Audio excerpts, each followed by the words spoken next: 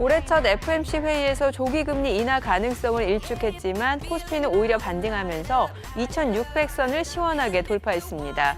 코리아 디스카운트를 해소하겠다는 정부의 정책 기조 여파로 PBR이 낮은 종목에 수급이 쏠리면서 시장 상승을 견인했는데요. 저 PBR 종목에 대한 쏠림 현상이 증시 부양으로 이어질 수 있을지 잠시 후 시장 전망 자세히 분석해 보도록 하겠습니다. 저 PBR 종목에 대한 투자자들의 관심이 뜨거운 가운데 현대차와 기아 역시 관련주로 부각받으면서 나란히 신고가를 경신했습니다. 호실적의 정책 수혜 기대감까지 이딴 호재로 상승 가도를 달리는 현대차, 기아, 과연 지금 접근해도 좋을지 잠시 후 정확한 투자 포인트 짚어보도록 하겠습니다. 기대했던 1월 효과를 누리지 못하고 한파만 겪은 국내 증시가 2월 들어서 반등을 모색하고 있습니다. 이제 절기상 입춘을 맞게 되지만 주식 계좌의 체감 온도는 여전히 한겨울이라는 분들 많으실 텐데요. 얼어붙은 계좌의 봄 기온을 선사할 5스타의 핵심주는 물론 탄탄한 전략까지 준비되어 있으니까요. 오늘도 끝까지 함께해 주시기 바랍니다. 투자자들에게 속 시원한 해법과 전략을 세워줄 투자 가이드 백발백중 필살기 이제 본격적으로 시작해 보겠습니다.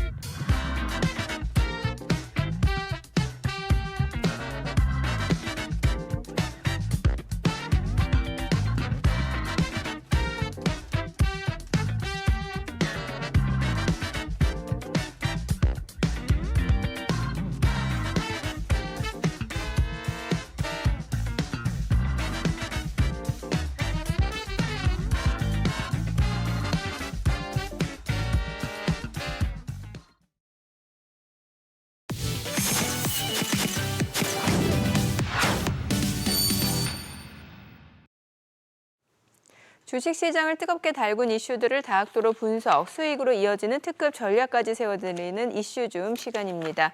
이 시간 김영구, 김태훈, 김호영 대표와 함께합니다. 먼저 이번 주 시장에는 어떤 이슈들이 있었을까요? 바로 확인해보죠.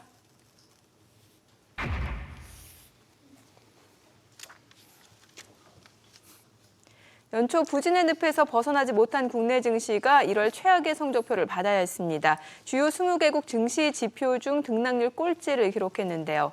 글로벌 증시와 디커플링 되면서 국내 투자자들은 상대적 박탈감을 느낄 수밖에 없었죠. 먼저 1월 하락의 주 요인 뭐라고 볼 수 있을까요? 일단 제일 큰 게 수급이 원인이라고 볼 수 있습니다. 외국인과 기관들이 약간 다른 행보를 보이기는 했는데요. 코스피 시장에서 기관들은 6조 2,500억 원을 순매도했습니다. 외국인은 반대로 3조 5천억 원을 순매도했죠. 이런 곳이 좀 틀리고요. 코스닥 시장이 진짜 눈물 나게 했는데요. 이거를 보면 외국인과 기관이 각각 5,300억, 6,400억을 팔았습니다. 즉 외국인이 매도를 하는 쪽은 좀 약해지는 이런 상황들을 보였거든요. 두 번째로는 수급에 이어서 두 번째로는 미국 시장과의 비동조화 현상이 문제가 됐었습니다. 그래서 코리아 디스카운트 현상이 언제나 좀 계속 이어질지 이런 것들이 좀 문제이기도 하고요. 또 하나가 이제 김정은의 잦은 불장난 소식 이런 것들이 이제 계속적으로 힘들게 만들었던 원인이라고 볼 수 있겠습니다. 네, 1월 증시 부진 속에서 많은 분이 투자에 아쉬움을 느끼고 계실 텐데요. 주요 수급 주체죠. 외국인과 기관, 개인은 과연 어떤 투자 성적을 기록했을까요? 이들의 1월 성적표 조수영 캐스터가 준비했습니다. 1월 효과라고 불리는 연초 증시 상승세가 올해는 실종된 가운데 투자자들 역시 아쉬운 성적표를 받아야만 했습니다. 투자 주체별 순매수 상위 종목들의 등락률을 살펴보면 먼저 외국인은 삼성전자를 2조 원 이상 순매수하면서 반도체에 가장 크게 베팅하는 모습을 보였고요. 그 뒤를 이어서 삼성바이오로직스, KB금융, 삼성 SDS 순으로 순매수하면서 상대적으로 적은 등락률을 기록했습니다. 반면 기관은 에코프로머티, 포스코DX, LNF 등 2차 전지주를 적극적으로 담았지만 안타깝게도 큰 하락폭을 기록했고요. 그래도 카카오, HD 현대 등을 매수하면서 수익률을 방어한 모습입니다. 주요 수급 주체 가운데 가장 아쉬운 성적표를 진 건 개인이었습니다. 1월 한 달 개인이 많이 산 10개 종목 가운데 단 한 종목을 제외하고는 모두 마이너스 수익률을 기록했는데요. 개인 순매수 상위 1위 종목 삼성전자가 개인의 열렬한 러브콜에도 부진한 흐름을 보였고 이 밖에 삼성 SDI, 두산로보틱스, LG화학 등도 두 자릿수의 마이너스를 기록했습니다. 지금까지 지난 1월 기관, 외국인, 개인의 순매수 상위 종목들 살펴봤는데요. 2월 좋은 성적표를 받기 위해선 어떤 종목들을 포트에 담아야 할까요? 자세한 전략 계속해서 5스타와 이야기 이어가 보도록 하겠습니다. 네, 주요 수급 주체들의 1월 투자 성적표 만나봤는데요. 아무래도 2차 전지주들이 힘을 펴지 못하면서 저조한 수익률을 피해가진 좀 못했던 것 같네요. 그렇습니다. 일단 전방 산업뿐인 전기차 산업이 업황이 위축이 된 것이 주요 원인이라고 할 수 있겠는데요. 테슬라도 실망스러운 실적과 함께 중국에 이어서 유럽에서도 판매 단가를 인하하고 있고요.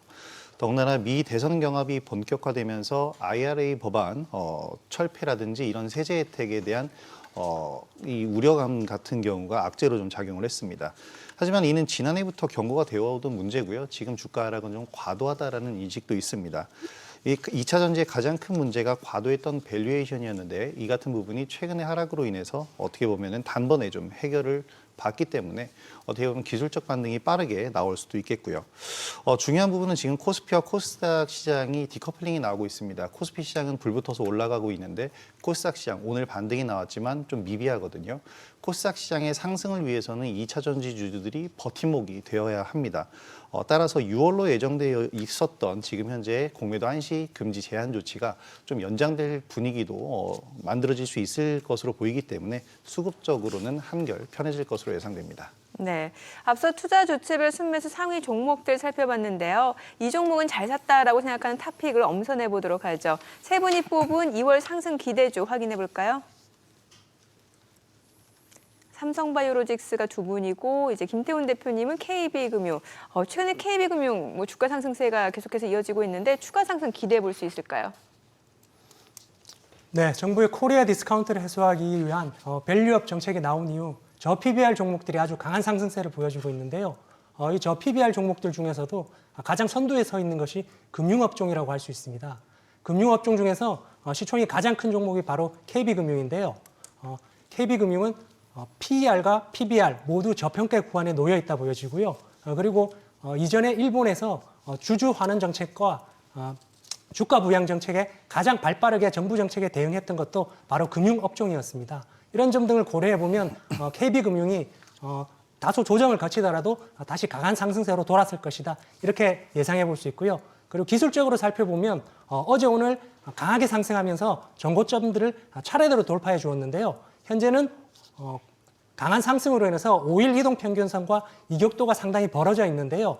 다소 5일 이동 평균선과 근접해서 눌림목에서 분할해서 매수 접근해 보신다면 좋은 결과가 나올 것으로 기대합니다. 네. 그리고 두 분은 이제 삼성바이오로직스를 선택해 주셨는데 또 실적도 좋았잖아요. 예, 영업이익이 1조 원이 넘는 그 대형 바이오 제약사라고 볼 수 있죠. 자세한 설명은 나중에 드리도록 하겠습니다. 네.